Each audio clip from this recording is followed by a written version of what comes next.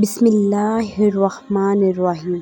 شروع اللہ کے نام سے جو بڑا مہربان نہایت رحم کرنے والا ہے۔ الحمدللہ، آج ایک اور جمعہ ہمیں نصیب ہوا ہے۔ یہ دن ہمارے لیے اللہ تعالیٰ کا ایک خاص تحفہ ہے، ایک ایسا دن جو برکتوں، رحمتوں اور مغفرت سے بھرا ہوا ہے۔ اللہ کے رسول صلی اللہ علیہ وآلہ وسلم نے فرمایا، سب سے بہترین دن جس پر سورج طلوع ہوتا ہے وہ جمعے کا دن ہے۔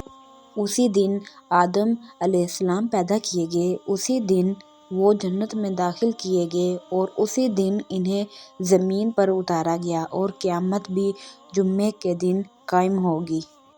جمعے کی فضیلت: یہ دن صرف عبادت کے لیے مخصوص نہیں بلکہ ہمارے اعمال کو بہتر بنانے، گناہوں سے توبہ کرنے اور اللہ کے قریب ہونے کا سنہری موقع ہے۔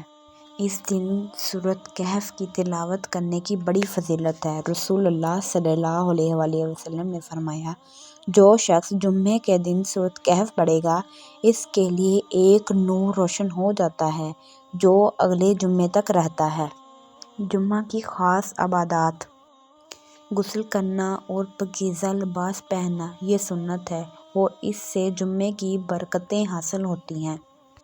درود شریف کی کثرت: رسول اللہ صلی اللہ علیہ وآلہ وسلم نے فرمایا، جمعے کے دن مجھ پر درود بھیجا کرو کیونکہ یہ دن خاص ہے اور تمہارا درود مجھ تک پہنچایا جاتا ہے۔ مسجد جلدی جانا: جتنا جلدی مسجد جائیں گے اتنا زیادہ ثواب ملے گا۔ خطبۃ الجمعہ غور سے سننا: جو خاموشی سے خطبہ سنتا ہے اس کے پچھلے ہفتے کے گناہ معاف کر دیے جاتے ہیں۔